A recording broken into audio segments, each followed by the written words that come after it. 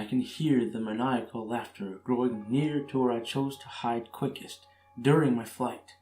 I scan the room, looking for another place to conceal myself from those twisted things. I find myself to be surrounded by walls coated with blood, and metal tables lining either side of the room. Across from me, my eyes met an enormous metallic door.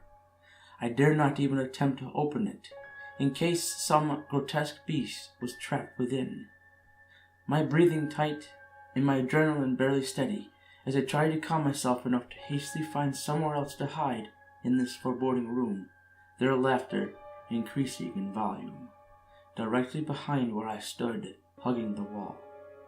I let out a "yes" from under my breath when my eyes locked with a ventilation shaft above one of the tables that seemed to be big enough to fit me, a 26-year-old man, wide frame, and the like. I walk, heel to toes, to make less noise, and being barefoot will also enable me to sneak to the shaft quicker without a sound. When I reach the vent, I stopped for a moment to gauge how close they are. The monstrosity's footsteps quickened. They went from walking to sprinting. I threw Finesse out the window and ripped the grate off, letting it produce a sudden creak and snap, and then a crash as I tossed it to the floor below. I barely make it inside, right before those deformed abominations entered the room, laughing. Keeping my body hidden, I peek over the edge of the opening ever so slightly, so that my pursuers cannot spot me when I scope out their exact location. There are 4 of them. They have no eyes, and only 2 of them had mouths bearing long, jagged teeth and a constant smile.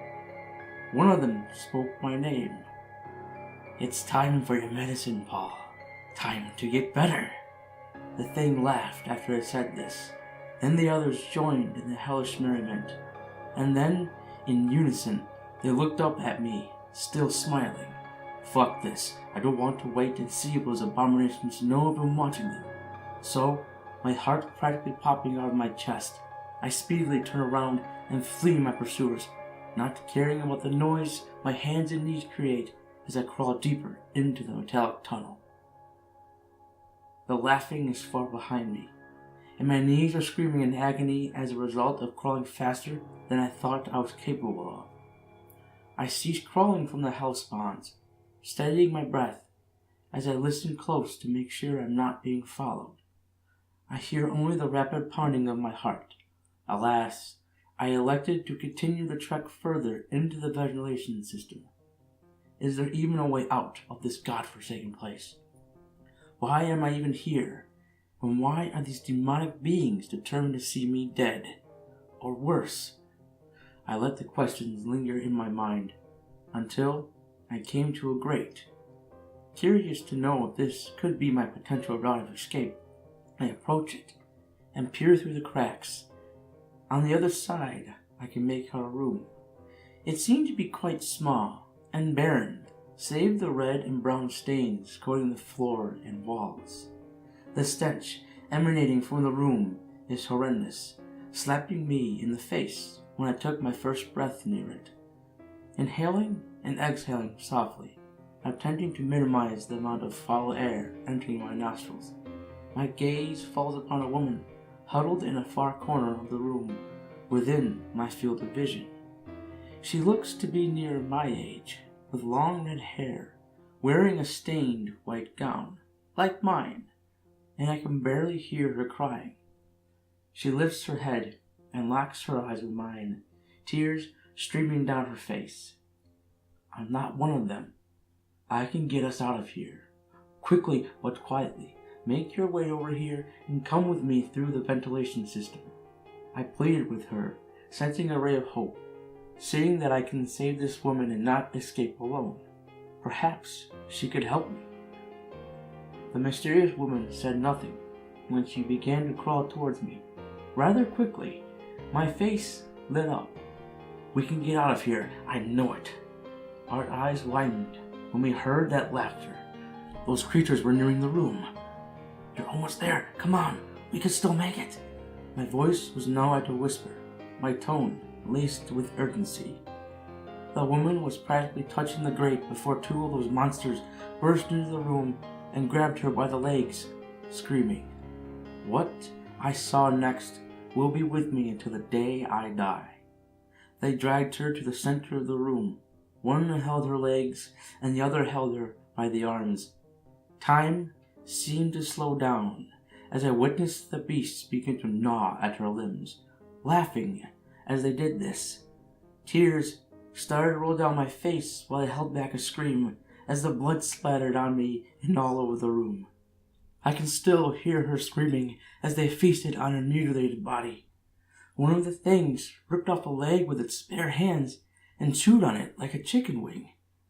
I collected myself and broke my gaze from that butchery and hauled ass, making my way deeper into the thin barrier that sheltered me from such a grotesque fate.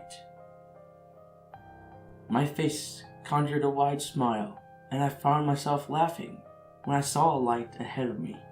I found the way out.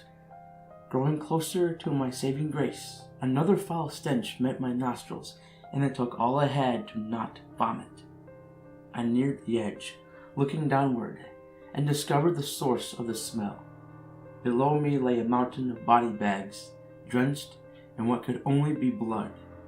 I cringed at the thought of being on top of rotting corpses, but if this was my only salvation, then the cadavers will break my fall. I let myself drop on top of the rotting mountain. The sounds of bones crunching and rotted flesh squishing beneath me met my ears. When I rose to my feet, my stomach dropped. A cluster of those creatures, all wearing that evil smile, surrounded the mountain and turned to look at me. I quickly scanned my surroundings, searching for a way out. The sky above is blanketed in red with gray clouds, and I could hear hollowing and thunder from an unseen location. My muscles tensed as I desperately tried to find a gap in between my now encroaching captors. The demons, now mere feet from me, laughing, brandishing syringes with needles as long as my arms, had closed off any possible escape, and I fell to my knees, knowing I was about to meet a slow, gruesome end. They all formed a half circle around me before repeatedly stabbing my belly with those needles, and that laughing, that damned laughter, the pain, make it stop, please. I only screamed as my insides spilled on the ground, and then blackness. I sat up in my bed, my heart racing and sweat covered my body. It was only a nightmare. I let out a sigh of relief before turning on the lamp on my nightstand. My eyes widened, and a lump formed in my throat when I saw one of them standing over me, wielding a syringe, wearing that cursed smile. Time to take your medicine, Polly boy.